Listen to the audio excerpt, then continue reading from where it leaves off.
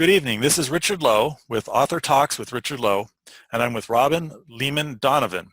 She is the president of Bozell, a marketing communications firm. She's also the author of the Donna Leigh Mystery series on Amazon.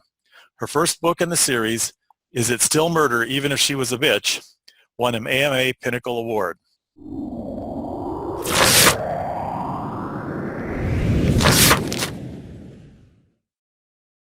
So, Robin, tell me a little bit about yourself. Well, I was born in Jersey City, New Jersey, probably while bullets were still flying.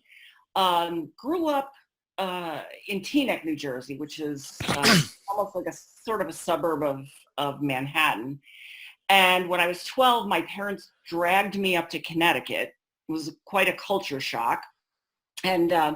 And I spent the next 20 or so years in Connecticut and then was recruited for a job out in Omaha. So three very different cultures. And I took my, kind of New Jersey, what exit attitude with me. And, sometimes that plays well. It doesn't always play well, I understand. And how did you get into writing? Well, I was always an avid reader. And I started my career out as a secondary English teacher. So, and I think we all wanted to write at some point in time or another. But even as a kid, I had visions of being a cross between Cornelius Otis Skinner and James Thurber, delusions of grandeur, I guess you could say. And I just always had a million excuses that I don't have time. I'm working too hard. I'm going to school. I'm working. So I probably postponed it longer than I should have. Okay. And you chose mysteries. And what's so interesting about mysteries for you? As I was growing up, my mother was always reading Sherlock Holmes or Agatha Christie. And when we would get together as a family, we were always watching murder mysteries. And so that was sort of just, I knew that I wanted to write humor, but I said, okay, well, that's great. But, I'm not Dave Barry. So how do I write humor? I had to have some kind of a platform or plot. And the thing that I was most familiar with was murder. So that seemed like the best bet. It's interesting to say you were most familiar with murder. Why is that? Believe it or not, murder was you're from New Jersey. Murder is fun. My mother's favorite show was the Sopranos. So that kind of gives you a hint of, that's what it kind of is like growing up on the mean streets of Jersey. I see. I like The Godfather. I'm not too crazy about The Sopranos, though. When I realized that my mother thought it was terrific, I thought, well, people said to us, did you ever know people who actually talked like, hell yes, we knew people that talked like that. Yes. So they were very familiar to us. We don't know that they did any of those things, but they definitely sounded like that. Understood. Yes. And I think the title of your first book in the series, Is It Still Murder Even If She Was a Bitch?, is an interesting title. How did that come about? Well, I was thinking that I wanted to write a series. And of course, before I had published anything. And I was thinking, then I have to come up with some kind of a clever name, like a Sue Grafton. A is for alibi, B is for whatever. And I really couldn't come up with anything that didn't sound trite. So, but I kept thinking, and I just put Claire's Murder on the top of the book. And as I was writing the book, I was thinking, why am I not coming up with something? And I got finished writing the book, and I still didn't have a title. And I was talking to my business partner, who has been in marketing for over 30 years. And I said to her, well, I can't find the perfect title for this series. And she said, don't put that kind of pressure on yourself. She said, just put a title on this book. You don't know if it's going to be a series. So I said, fine. Is it still murder even if she was a bitch? And we started laughing. And I wrote it down as a joke. And I thought my publisher is going to say, there's no way you can have a title this long. But at the same time, I was interviewing candidates for a creative director spot. And almost all of them came out of California and New York. And of course, what candidates do these days, they look you up and they start asking questions about you. They want to, they want you to love them. So when they were asking, what do you do for a hobby? I said, well, write murder mysteries. And when they said, well, what's your title? And I told them, they all got hysterical laughing. So I said, you know what, I'm keeping this title. And, so that's the whole series is that's one of the trademarks. That they have very long titles, but, And does the title have anything to do with the contents of the book? Oh, definitely. Yes. One of the things that I wanted to write about was what happens when the person you were close to that got murdered, you actually couldn't stand that person, and everybody's thinking, oh my God, she was a colleague of yours. You must be devastated. And you're really like, I'm kind of celebrating, but I know that I'm supposed to be devastated. So yeah, they all have something to do with, the first two are, I really did not like the person that got killed.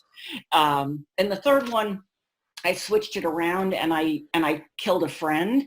And that actually turned out to be a bigger challenge than I expected, because it's hard to juxtapose humor against murder and not sound like you're too callous or in some cases trite. And when I murder a friend, I was really sappy and going on and on about, oh no, we lost Ed. He was such a wonderful friend. And as I was reading it after I wrote it, I said, this is awful. I would never read this book. So I had to try to come up with a mechanism so that I could not seem so callous. I didn't show feelings about a friend, but that I could move on and get to the humor, which is really the heart of what I write. Okay, so you write basically humorous mysteries. Exactly. It's all about humor. And how do you do that? That is a very good question. I think one of the things that helps me a lot, I threw a character in for fun. It's actually, this person really does kind of exist. And she was the main character, Donna Leigh. She was the antithesis, basically. And so where Donna Leigh is not a perfect person, the other person is a total narcissist and is always blaming Donna Leigh for everything and always claiming that Donna Leigh has too big of an ego. So using this person, I can get very ridiculous and still be within the realm of reality. Now, it's interesting because the first book had 5 different editors, and one of them wrote back and said, this person is completely unbelievable. This person is a real person. So, but in my business, I meet a lot of people that are unbelievable, but they exist. And what is your business, by the way? Advertising. Oh, okay. Yeah, I understand. Yeah. So, emotions run a little bit high with us. And you get to see a lot of that drama that you're not seeing in an insurance company. Sure. But I'm sure there is drama in an insurance company. It's there, but it's in the ladies' room and the door is closed. Yes, true. Yeah. True. Now, you also have a blog, Minologues. Why don't you tell me a little bit about that? Well, when blogging first really became popular, we have a company blog on our website. And I was writing for that blog periodically. And my business partner came to me and said, you need to write a blog on menopause. And I said, why on God's green earth would I want it? Why don't I just hang a sign on myself saying, here, she's old, So she said, no, I really think you have to do this, because she said, the problem with menopause is that it's a huge denial thing.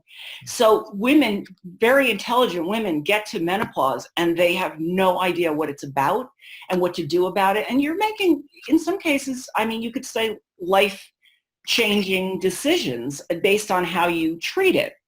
So what happens typically is people rush up to menopause in complete denial, hit menopause, and then panic because they don't know what to do about it. So there are some very dry textbooks, and then there are some very campy joke things, and doctors are like, I don't know, we could try some stuff. So what she said was, you sort of have a way of of giving them real information, but doing it in a way that's not threatening and makes them laugh. So that's really what we started out to do with Menologues. And then it got picked up by Vibrant Nation, which is a website for women 50 plus. And then it got picked up by Alltop, which is a factual website. So that was the start of my thinking, well, I've got some menopausal women reading and commenting that they like what I've written. So maybe if I write about a menopausal woman, I'll have a little bit of an audience. Interesting. Are any of your people in your murder mysteries menopausal? Is that like a motivation? Donna Leigh is menopausal, and other people that are in there with her, but Donna Leigh is menopausal. And Donna Leigh was actually, a lot of people ask me if she's me, and I would say probably she is me, although I haven't actually solved any murders. But what I wanted to create was the opposite of the Mary Higgins Clark 20-year-old, perfect figure, brilliant, top of her field, and then she goes out and knows she's meeting the murderer and meets the murderer without having any backup. And I'm thinking to myself, okay, my character is not perfect in any shape or form. She does the best she can, but she makes mistakes along the way. And there's no way in hell that she is meeting someone in a dark alley without police backup or somebody to back her up. So, in fact, there's a scene in, I think it's the second or third book, where she gets a phone call, and it's a guy, and his voice is disguised, and he's saying to her, I have information for you. You have to meet me at midnight at this back alley. And she just turns on him and says, bullshit, I'm not meeting you anywhere. What do you think, I'm stupid? And he all of a sudden he goes to his regular voice and goes, I'm sorry, I thought I could help, and I thought that's how you do it. And I was like, not with me, you don't, buddy. So it's so she's kind of, I wouldn't say motherly, but she's been around the block a few times. And when she gets into a bad situation, it's by pure accident. It's not because she stupidly fumbled into it, which most of us, most of the really, really smart detectives do end up doing that at some point in time. Sure.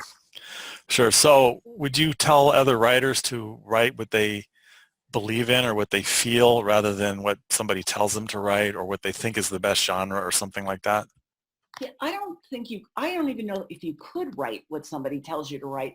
I mean, I have to, in my day job, I have to write articles, and I struggle with them. And and then they edit my articles, and I get irritated about that because they take the brilliant part out and leave the part I didn't love. But my first publisher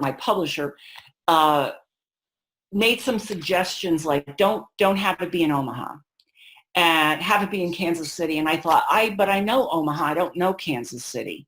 It really was important to me. And my very first editor said, you've got this one character who could be gay. With a very, very small adjustment, this character could be gay. And I said, but he's not. So it was important to me that what was in my head really rang true with what I know. And I don't really like to, of course, what I write is fiction. These things didn't happen, but the reactions of the people are based on what I see people do, and not somebody else. A lot of editors tried to tell me what to do differently, and there was a lot of fighting. Of course.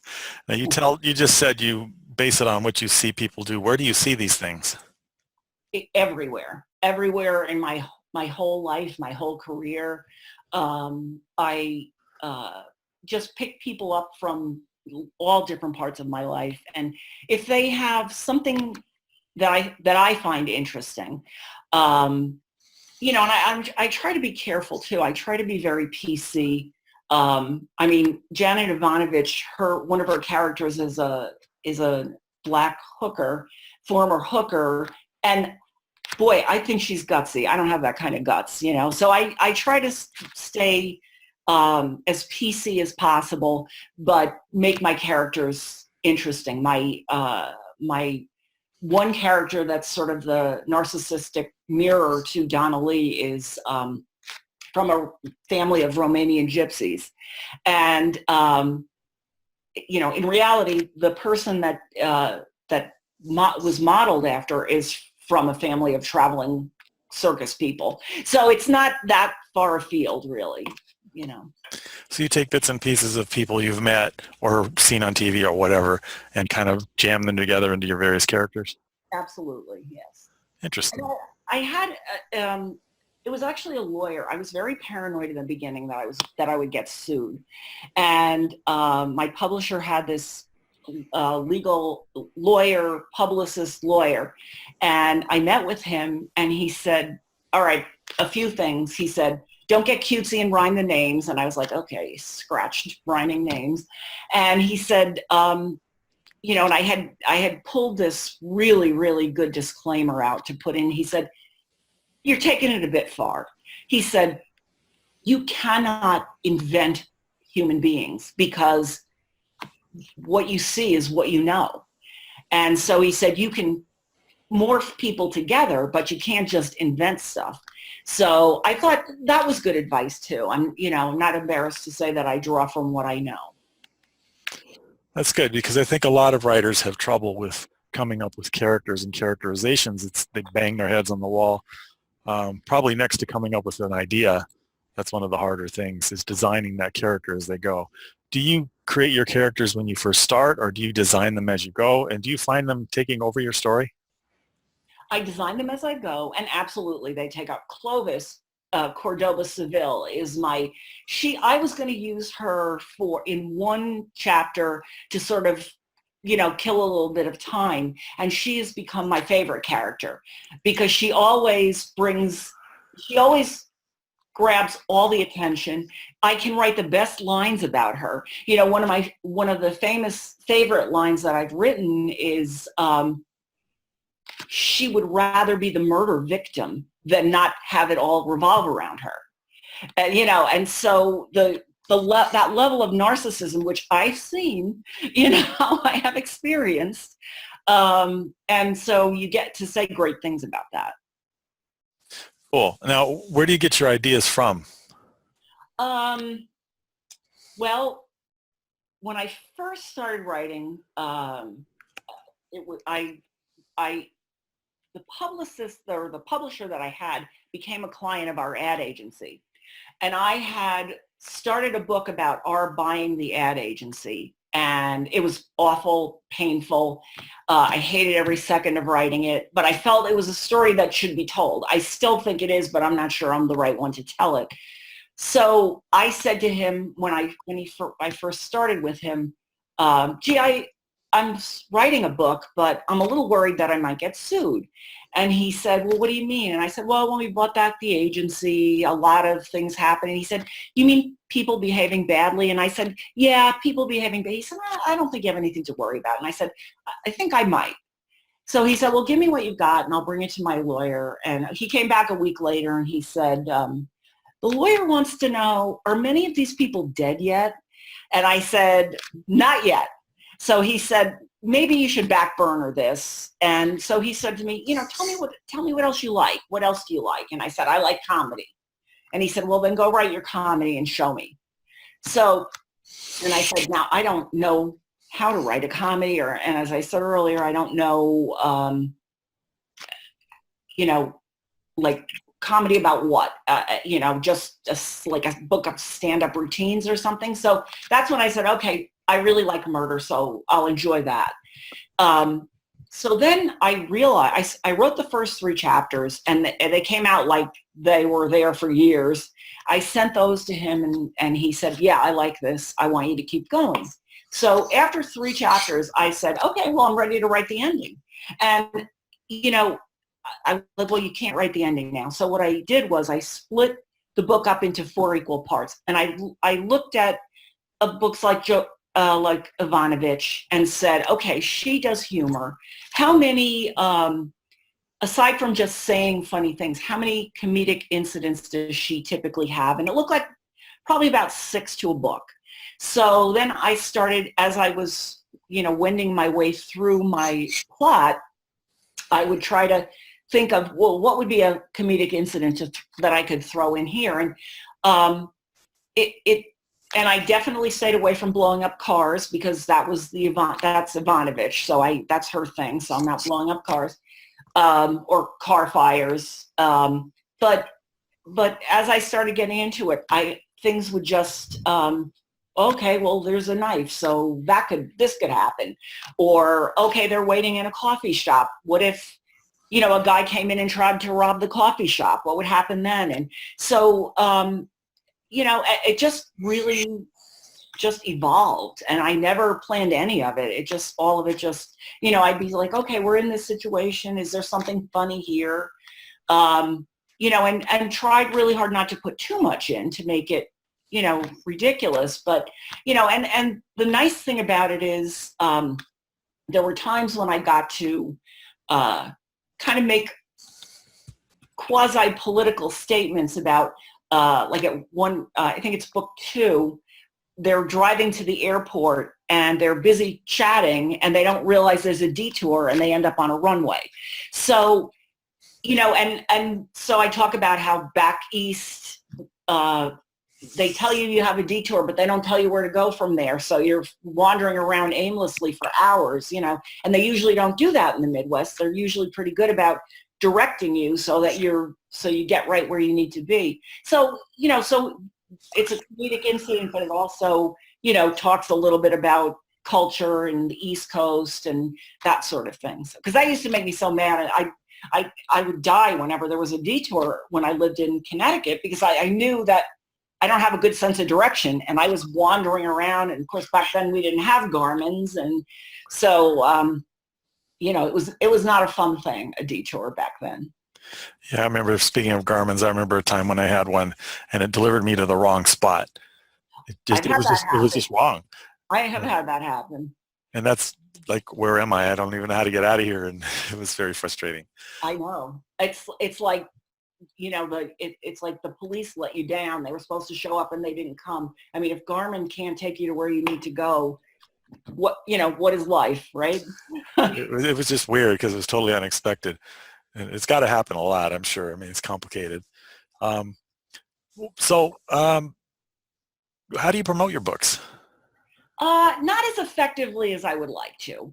When I first started, I did a lot of local public engagements, and that was a lot of fun for me because I'm basically a big ham, so I like to get out there and, so that was really helpful. But the kind of ironically, what I've come to learn is no matter what else I do, my best sales are through Amazon. When they offer Amazon Prime, they offer it for free. They still have to pay me.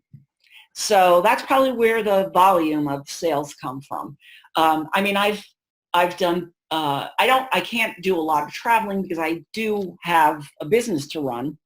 So, but I had a phone call from the University of Arkansas, and they said, we're going to do your book at a book club. Will you call in and be a guest speaker? So I've done stuff like that. I've done, long distance call-ins and things like that. But, it's the volume. It's not a huge volume.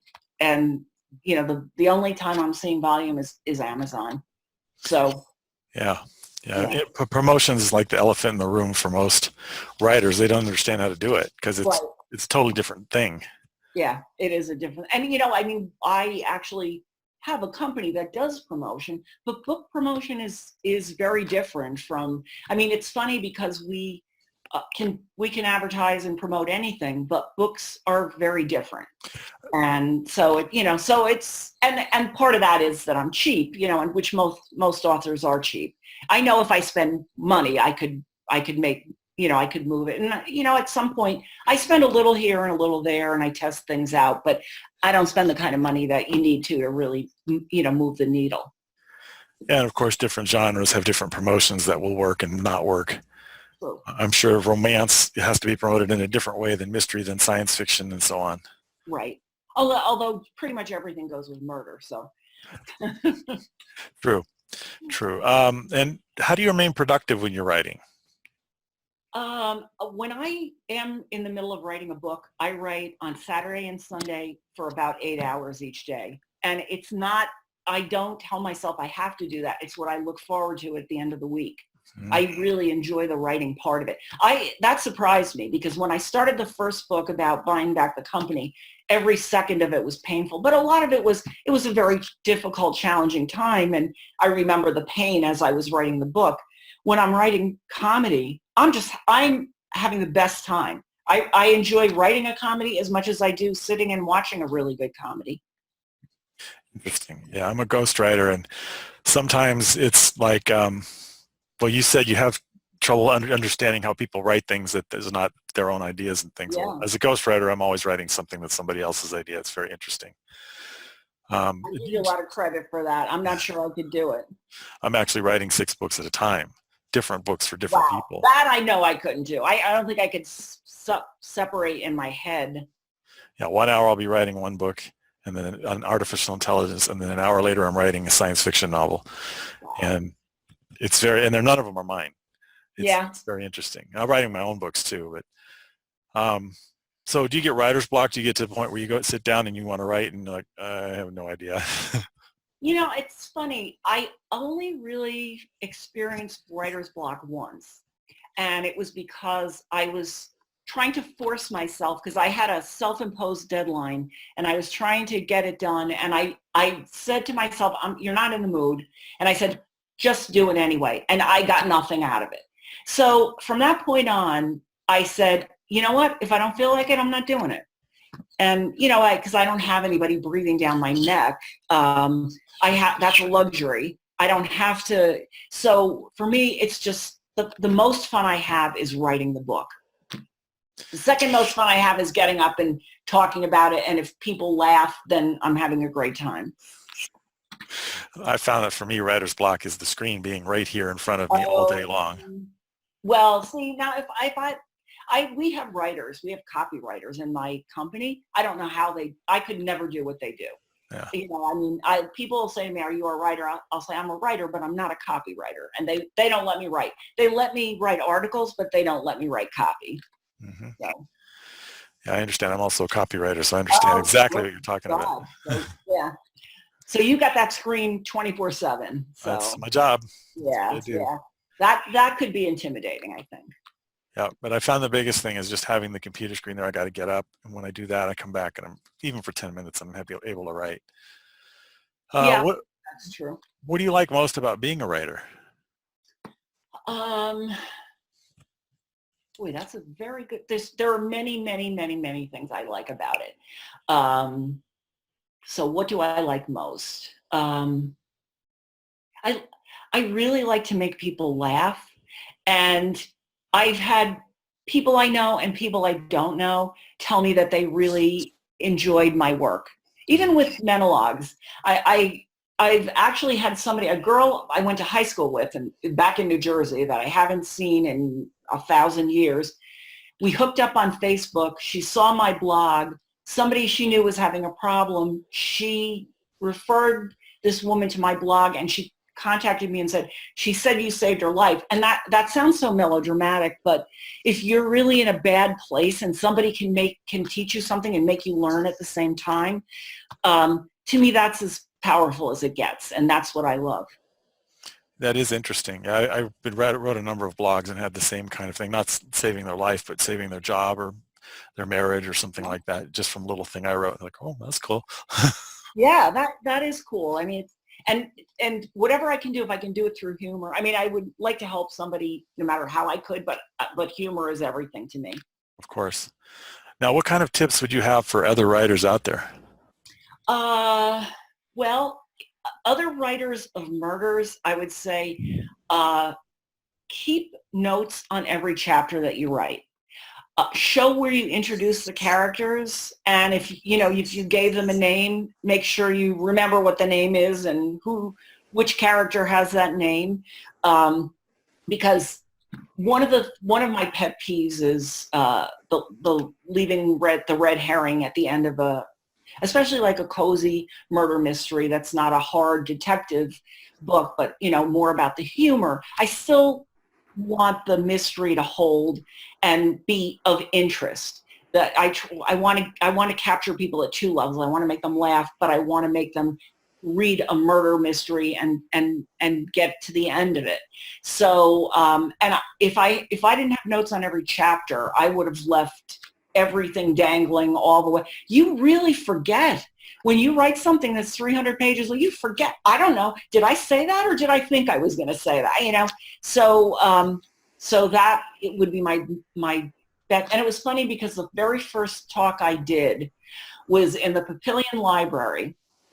And this guy, Ray, very sweet man, was sitting there taking notes. And I was so proud that somebody would take, and the whole talk was on how do you write, which I thought was a little aggressive for somebody who was giving her first talk. But I went through the whole thing and he asked me some questions and I got to the end and he said to me, I'm an engineer and this is the process we use to create products. And I was like blown away. I mean, it never dawned on me. I guess I was reinventing the wheel, but I guess it's kind of human nature to get where you need to go to organize a project like that and be able to know this is what I did and this is what I'm doing and this is when I did that. And I think that's, for a murder mystery, that's the key. About 10 minutes after I got my 3 chapters back, after the publisher said, yes, I want you to write, and I was celebrating, and then I thought, how am I going to keep all this straight? I have no idea. And so I said, I better have a system then.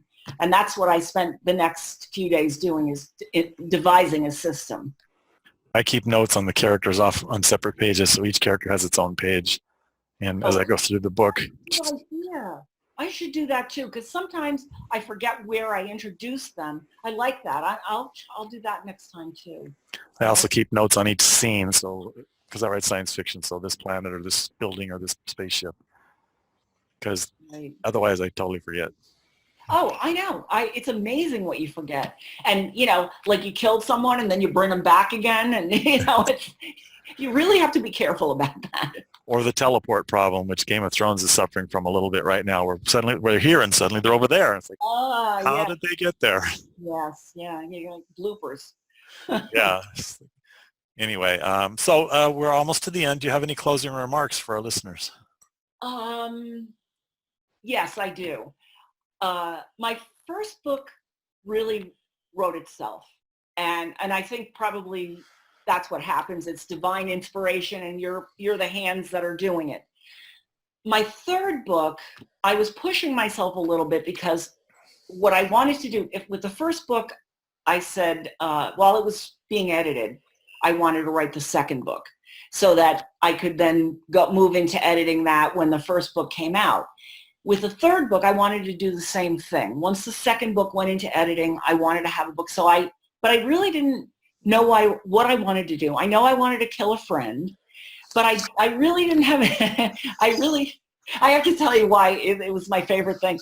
The reason I picked this guy, he's really a smart ass, but he has had one older sister and she had some mental problems, and he was telling me, yeah, we had to clean out her apartment, and I opened up the drawer to her nightstand, and there was a note in there that said, if I'm found dead, my brother did it. And I said, I'm killing you, Ed. So anyway. Well, you have to be careful because this could be taken out of context. There could be some murder in your area, and they come see this interview, and I want to kill a friend. It's like, uh-oh. You're right. We do have to be careful about that. But when I first started writing the third book, I was pushing myself.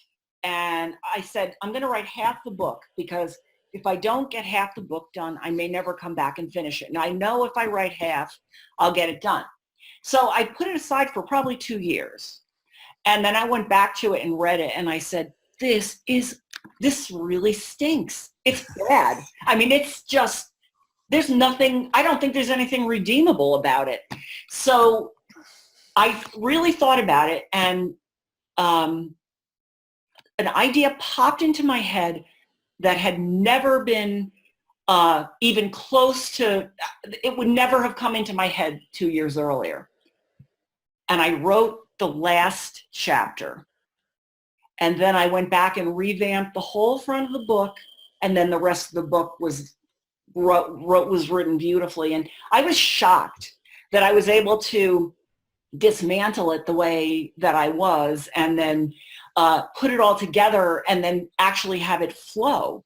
So I guess my advice is, even if it doesn't work, you can make it work. I've actually done that exact same thing where I wrote about a third of the book and then wrote the end and then came back and rewrote parts and finished it up. Okay, so I mean, It's not so weird. it's not so weird, and I mean, I'm impressed with what you do. I've thought about some ghostwriting. I've met a couple of authors that one of the things that I found out, and tell me if in your experience this is true, if you have a personal connection to a murder, you will get a book published and you will get a movie offer, even if your book is terrible. So I've met a couple of those authors and read some of their work and thought, who would actually publish this? And I mean, and I'm not William Faulkner sitting here. I mean, this stuff was bad, but the one woman in particular, who I won't get too specific because she will recognize herself and come after me with a pickaxe, but a member of her family was a mass murderer. And so that was her first novel, and I read like her third novel, and it was one of the worst things I've ever read, and she wanted me to do a review on it. That was not easy, but so that, I mean, I would have loved to try to ghostwrite that and make that into some, I don't know, I don't know if I could have, but. Yes, it's an interesting career. Yeah, I would think so. You get enough credit for it? I get no credit. I get paid for it. Okay. So they pay me usually part of it up front, and then I finish the book for them and get paid as I go. So that's my compensation. Do you belong to the Ghostwriters Association of America? And do you all have a big party and talk about it? There is a ghostwriting association. There's probably several, but I'm a member of one. And yeah, we do have parties. And we don't generally talk about it because it is confidential and we sign agreements. Wow. I mean, I don't think of myself as a huge ego, but I'm not sure I could do that. But I guess if the compensation's good enough, you could do a lot of things. Pays the bills. I love to write. So there you go. Well, that's great. Anyway, well, thank you for coming. It's been an interesting interview. I enjoyed it thoroughly. Well, thank you. It was my pleasure. It was a pleasure meeting you. Thank you. And for all of those people out there, be sure and subscribe to the video. Hit the button down below to get more videos in the future. Thank you for coming on, Robin. I wanted to call you something, Donna, but I didn't. Well, that's why my protagonist is Donna, because everybody calls me Donna because my last name is Donovan. Yes, yes. And so I thought, well, all right, I'm going to use her. And be sure and stay in touch, and I'll let you know when this is published. Terrific. Thank you so much, Richard. Thank you. You have a great night.